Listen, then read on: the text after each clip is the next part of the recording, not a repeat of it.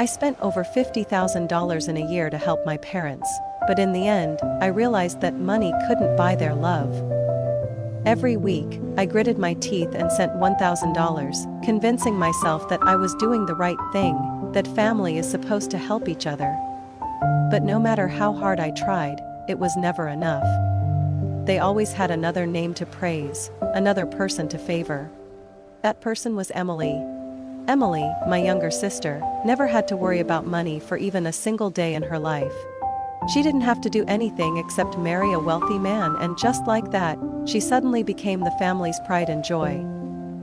My parents praised her as if she had single-handedly built a happy family, as if she were some financial genius.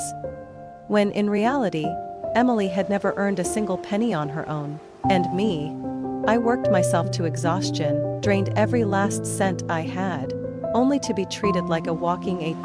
When my dad lost his job, my mom called me in the middle of the night, her voice frantic, as if the world was about to end. "Olivia, honey, your dad got laid off.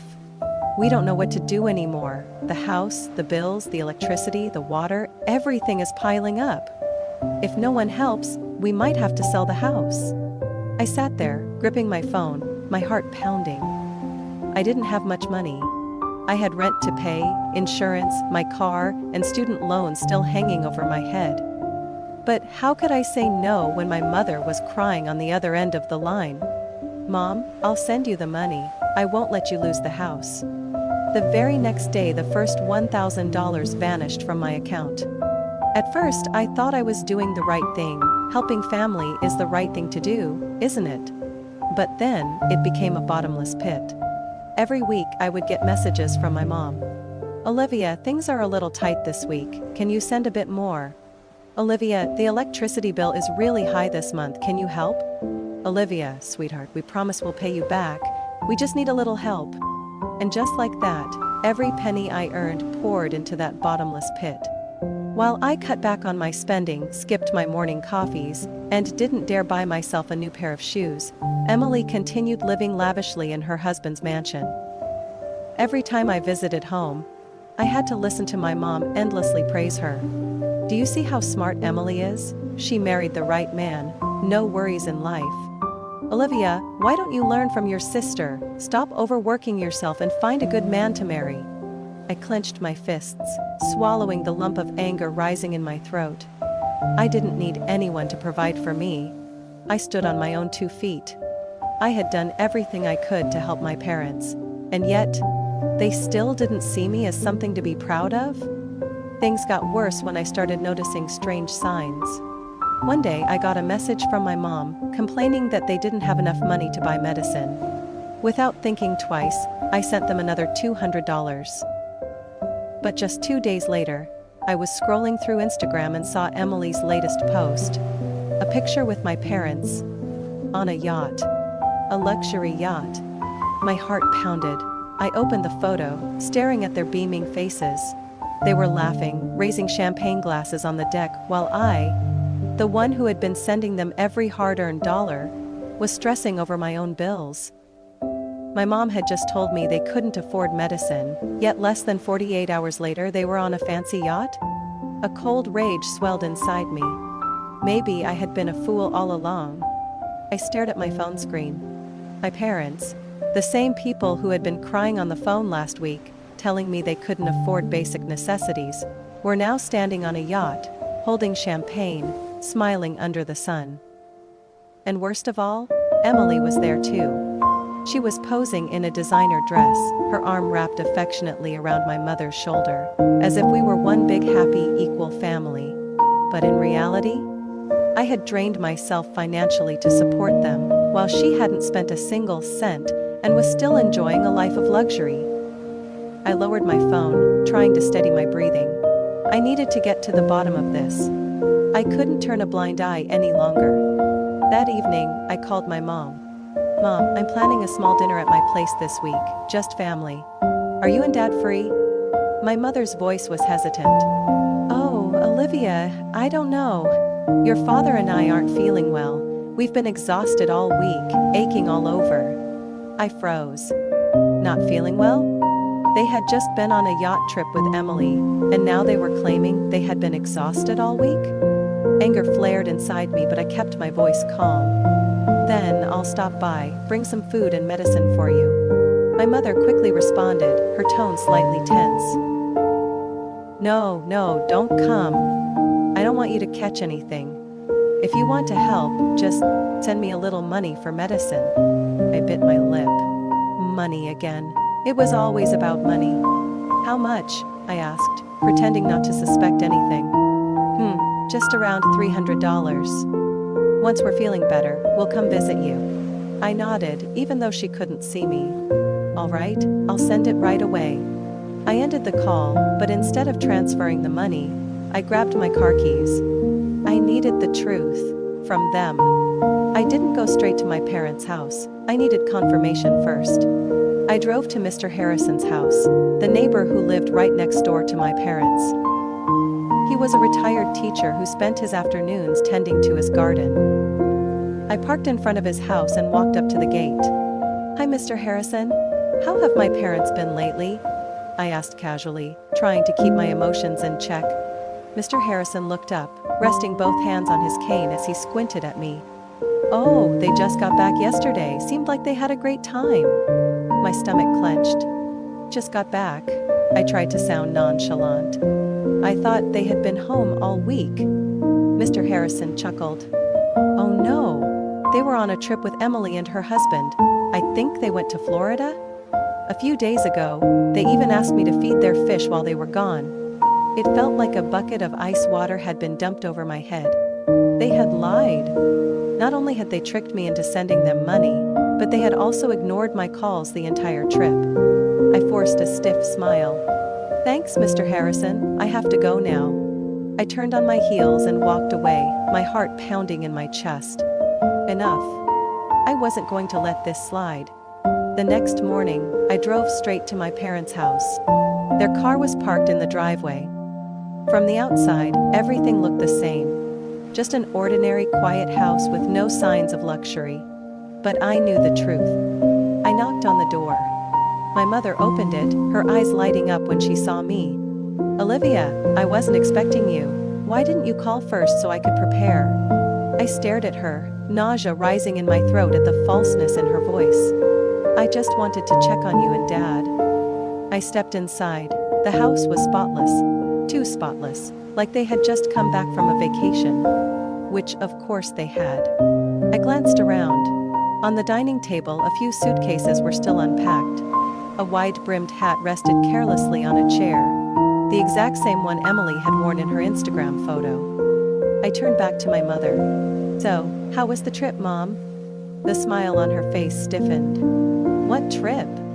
I let out a cold laugh. The trip to Florida. On the yacht, with Emily. You know, the trip where you lied to me about being sick so I'd send you more money? My mother's face flushed with embarrassment. I crossed my arms, waiting. At that moment, my father stepped out of the kitchen, staring at me. Olivia, what kind of tone is that? Watch your attitude. I let out a cold chuckle. Watch my attitude? I've sent you over $50,000 in a year. I've lost sleep worrying about you struggling. Meanwhile, you were on vacation, sipping champagne, lying to me just to get more money? My mother quickly interjected. You're blowing this out of proportion. Can't your parents take a break? I clenched my fists. A break? You told me to send money because you couldn't afford medicine. You didn't even tell me you were going away. Why don't I have the right to know? My father folded his arms, his voice cold. We don't have to report everything we do to you. I nodded, feeling my heart grow colder with every passing second. Then I don't have to send you another dime. I pulled out my phone, opened my banking app, and right in front of them, I canceled all my recurring transfers. My mother panicked. Olivia, don't do this. We need that money. I shoved my phone into my pocket, my eyes sharp as knives. Then ask Emily, I've had enough. And with that, I turned on my heel and walked out, leaving their desperate pleas and frantic voices behind. For the first time in my life, I felt like I had no control. I slammed my car door shut, taking a deep breath to steady myself. but nothing could cool the rage boiling inside me.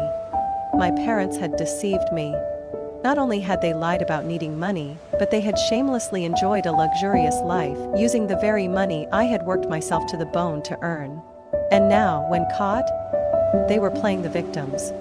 No, I wasn't going to let them get away with this. I pushed open the door and walked into the house without knocking. I knew this house too well. The familiar scent of my mother's cooking, the old couch where I used to spend hours watching movies as a kid. But now, that feeling was gone. I no longer felt like this was my home. My mother looked up from the kitchen table, her eyes flashing with worry when she saw me walk back in. "Olivia, why are you back?"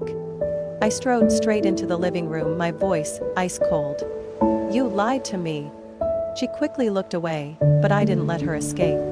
"You said you weren't feeling well, but in reality you were sipping cocktails on a yacht. You asked for money for medicine, but it was really for a vacation with Emily. You say I'm family, but you've never treated me like one." My mother stood up, crossing her arms.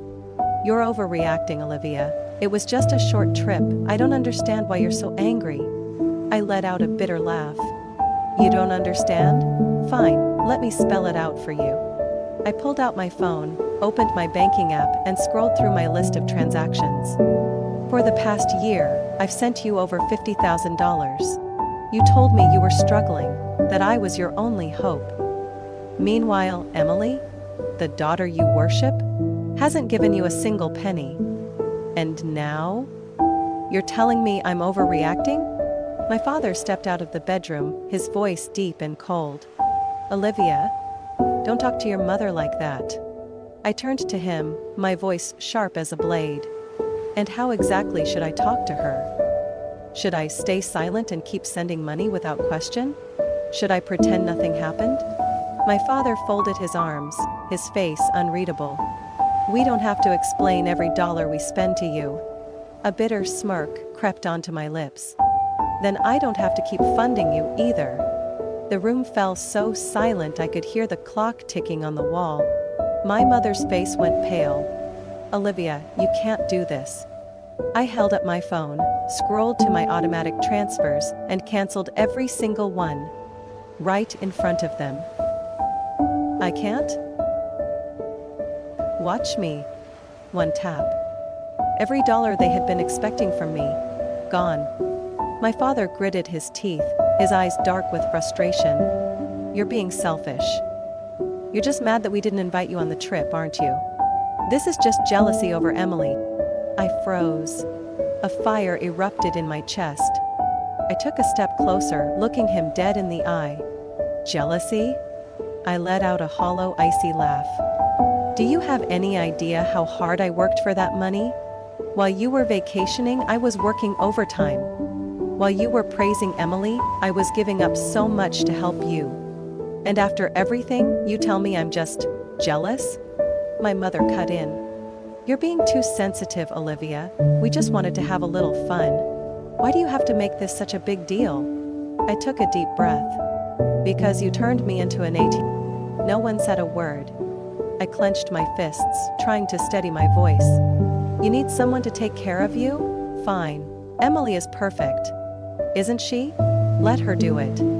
My mother flinched. "Emily can't." "Oh, why not? She lives in a mansion, has a rich husband, travels without a care in the world. She's your golden child, isn't she? So why can't she help you?" My father's face darkened with anger. "Do you really want to cut ties with your family?" I stared at him. "No, you did that a long time ago. I'm just realizing it now." My mother's eyes welled up with tears. "You're going to regret this, Olivia. Family is supposed to help each other." I narrowed my eyes. "No, Mom, family is supposed to respect and love each other, not use them." I turned around and walked out, leaving behind my mother's desperate calls and my father's cold stare. For the first time, I felt relieved to finally say what had been weighing on my chest. I had barely stepped into my house when my phone started buzzing nonstop. "Mom? Dad? Emily?" They kept calling as if I had committed some unforgivable crime. I didn't need to guess what they wanted to say. Pleading, guilt-tripping, maybe even threats. but I didn't care anymore. I had endured enough. I flipped my phone face down on the table, closed my eyes and took a deep breath. But before I could regain my composure, loud knocking pounded at my door. My parents? No way. I stood up, walked to the door and peeked through the peephole. Emily? And behind her, my parents stood with their arms crossed, their faces tight with anger. I opened the door, but didn't let them in. "What are you doing here?" I asked, my voice void of warmth. Emily smirked, folding her arms as if she was talking to someone beneath her. "I could ask you the same thing, Olivia. What the hell do you think you're doing?" I let out a small chuckle. "Doing what I should have done a long time ago." Emily's eyes narrowed. "You mean cutting off mom and dad? You're so petty, Olivia. All this over not being invited on a trip?" I clenched my fists but kept my voice calm. "No, because they used me for a year, lied to me over and over again, and now that I'm no longer their financial puppet, they sent you to convince me to change my mind?" My father scoffed. "Olivia, you're being disgraceful." I turned to him, my expression blank. "You think standing up for myself is disgraceful? Then so be it." Emily let out a mocking laugh. "Oh, come on, Olivia. You're not that tough. You're just throwing a tantrum. We're family. You can't do this to mom and dad." She stepped forward, about to push her way in, but I raised a hand to stop her. "Don't step inside." Emily's eyes widened in disbelief, as if she couldn't fathom that I would dare to block her. "You can't be serious. You won't last without helping them." A voice spoke up behind me. "Wrong. She's learning how to live without being used by her family." "Natalie." She stepped out of the living room, arms crossed, her eyes filled with defiance. Emily sneered. "Oh, great. Now your girlfriend thinks she can interfere in family matters." I saw Natalie's expression darken. "Family? Don't make me laugh. Your parents see Olivia as nothing but a human ATM. They don't actually care about her." Emily clicked her tongue, shaking her head. "You don't understand anything. Family supports each other in hard times. You don't know anything about us." Natalie stepped forward, her voice dropping into a dangerously low tone. "Do you understand the difference between helping and being used? Or are you just another leech, living off other people's money like your parents?" Emily flinched, her face turning red. "Don't you dare insult me." I saw Natalie's hand twitch, and in the blink of an eye she grabbed a fistful of Emily's hair. Emily shrieked, struggling, but Natalie didn't let go right away. "Listen to me, Emily. You and your parents will never take advantage of Olivia again. If you show up here one more time, don't expect me to be polite." Emily gasped when Natalie finally released her. She staggered back, her eyes blazing with fury and humiliation. "Are you insane?" Emily shouted, rubbing her head. My mother lunged forward, her voice shrill with outrage. "Olivia, you're letting your girlfriend attack your own sister? Have you lost your mind?" I crossed my arms, staring at them. No, Emily deserved it. My father took a step forward, his voice seething with anger. "You need to control your girlfriend. She just assaulted our daughter." I laughed. "Oh? And what about Emily barging into my home, insulting me and demanding my money? That's fine with you?" Silence. I took a slow breath, my voice icy. "And listen carefully. This is the last time we will ever speak. Don't call me. Don't come to my house. From now on, I owe this family nothing." Emily's eyes burned with fury, her lips trembling. "You'll regret this, Olivia. You'll come crawling back, begging mom and dad for help." I met her gaze without a flicker of doubt. "Never." Emily gritted her teeth, spun on her heel, and stormed off. My parents followed quietly, their faces rigid with anger. When the door slammed shut, I felt lighter than I had in years. But I knew this wasn't over. My parents wouldn't let this go. Emily wouldn't accept defeat so easily. And I wasn't wrong. Just a few days later they returned, this time with backup. I was sitting on my couch, scrolling through my phone, when furious knocking echoed through my apartment. I didn't even need to check the peephole to know who it was. I opened the door. Emily and Dan. Her husband loomed behind her, broad-shouldered and intimidating. Like he was here to teach me a lesson. Emily crossed her arms, her lips curling into a sneer. So you really think you can just walk away from this family that easily? I leaned against the doorframe, crossing my arms. I don't think, I know. Emily's eyes flared with anger. You don't get to cut off mom and dad. You think you can just abandon your responsibilities? Family is forever, Olivia. I smirked. A family that exploits each other isn't a family at all. Dan stepped forward, his voice low and threatening.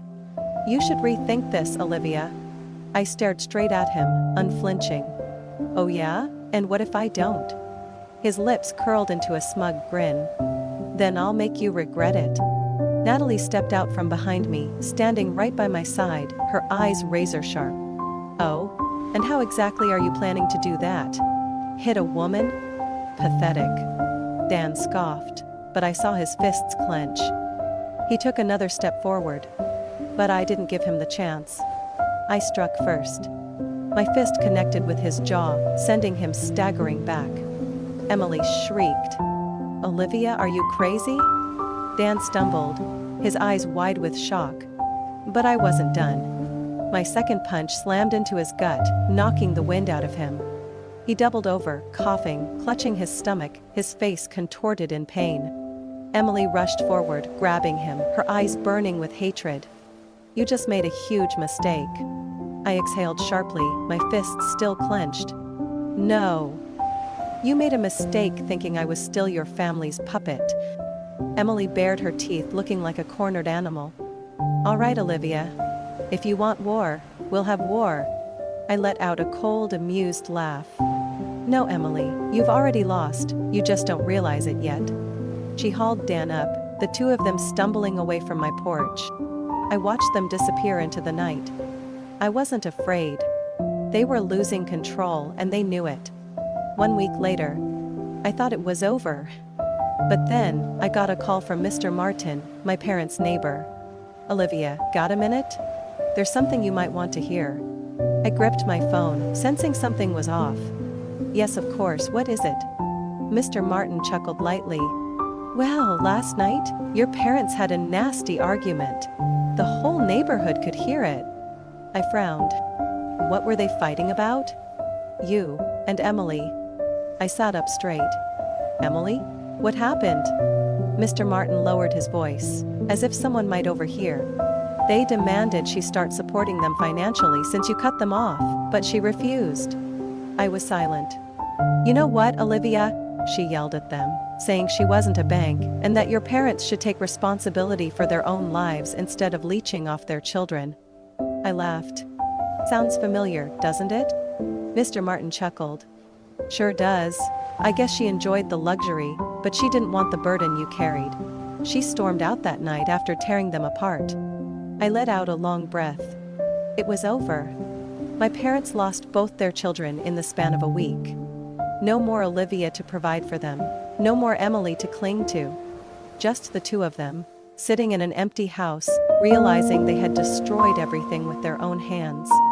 I set my phone down on the table and leaned back in my chair. Natalie walked out of the kitchen, carrying 2 cups of coffee. Any news? I took one, sipped it, then smiled faintly. My parents just lost their last child. Natalie raised an eyebrow. What do you mean? I placed the cup down, looking at her with more relief than I had ever felt before. Emily left them, they have no one left to leech off. Natalie chuckled. Well, so even their golden princess couldn't take it anymore. I nodded. She was only ever interested in luxury, never actually helping them. Now, she's turned her back on them too. Natalie leaned back, narrowing her eyes at me. So, do you feel sorry for them? I thought for a moment. Then I shook my head. Not one bit. They deserved this. 1 week later. I thought that after Emily left, my parents would figure things out. But I was wrong. My phone rang non-stop all morning. At first I ignored it, but when I saw my father's name on the screen, I decided to pick up. Olivia. His voice was slower than usual. I crossed my arms, leaning against the kitchen counter, my tone calm. "What is it? Why are you calling me?" A long silence. I could hear him sigh heavily. "I'm not calling to ask for money. It's about Emily." I narrowed my eyes. "What about her?" He hesitated for a moment before finally speaking. "Her husband divorced her, Dan kicked her out. She has nowhere to go, so she came back here." I raised an eyebrow. "Really?" My father sighed. "She's completely broken, Olivia. She's lost everything." I let out a small, emotionless laugh. "Lost everything? You mean she lost the rich man she clung to all these years, or the luxurious life she never built for herself?" "Olivia." His voice dropped, almost pleading. I cut him off. "And what exactly do you want me to do? Comfort her? Tell her I forgive her? She needs someone to talk to. You're her sister." I gripped my phone tightly. "Have you forgotten, Dad? I stopped being her sister a long time ago. 1 week earlier." Emily lasted exactly 3 days before she exploded. After I refused to fund them, my parents turned to her, demanding financial help. "You've got to be kidding me," Emily snapped. My parents froze. My mother wrung her hands, trying to keep her voice soft. "Honey, you know we need someone to help." Emily laughed, but there was no humor in it. "Help? You want me to help? Why should I? Why should I take on the burden that Olivia was stupid enough to carry?" My father frowned. "Because we're family, Emily." For the first time in her life, Emily didn't care about the word family. "No, you used Olivia for years, and now that she's cut you off, you turn to me? I'm not as stupid as Olivia." My mother's eyes widened, her voice shaking. "Emily, you can't say that." Emily stood up, her face red with rage. "Oh, I can't? You've gotten too used to having someone take care of you without putting in any effort. I'm not an ATM, and I don't owe you anything." My father slammed his hand on the table. "You can't just abandon us like this." Emily let out a bitter laugh. "Abandon you? I'm just doing what you did to Olivia all these years." She grabbed her purse, her voice seething with fury. "Figure it out yourselves." The door slammed shut. Emily left that night, leaving my parents in an empty house. I put my phone on speaker so Natalie could hear. She crossed her arms, watching me with curiosity as my father continued. "Olivia, you don't understand. Emily is truly devastated. Dan threw her out the second she stopped being valuable to him. She has no money, no home, nothing. She can't even go back to her friends because they only cared about Dan's money." I leaned back, taking a sip of coffee. "What a shame." My father hesitated, clearly unsettled by my indifferent tone. "Olivia, can you just go see her once, just to talk?" I smirked, shaking my head, even though he couldn't see me. "No." He sounded like he couldn't believe what he was hearing. "Olivia." I cut him off. "Do you remember what Emily used to say when I was supporting you all those years?" Silence. I continued. "She called me stupid for giving you money. She told me I'd regret cutting you off. She stood at my doorstep insulting me, saying I had no right to refuse this family. And now? Now she's back, empty-handed, unwelcome, and she expects me to be generous?" I laughed, a cold, hollow laugh. "No, Dad, I'm not doing that." I heard him let out a heavy sigh on the other end of the line. "So you really don't need this family anymore?" I closed my eyes, feeling the relief spread through me. "I did that a long time ago, Dad, you just never wanted to accept it." I hung up. Natalie raised an eyebrow at me. "You okay?" I set my phone down on the table, taking a deep breath. More than ever, my parents had no one left to rely on. Emily had realized she was just another disposable pawn once she lost her value. And me, I was finally free from all of them. 3 years later, I never thought I'd return to that house. 3 years ago, I walked away from my parents, leaving them to deal with the consequences of their choices. Emily had left too, once she realized she couldn't use my parents to secure an easy life. They lost both their children in a single week. At the time, I felt no regret. I had spent my entire life chasing their approval, only to be met with disregard and exploitation.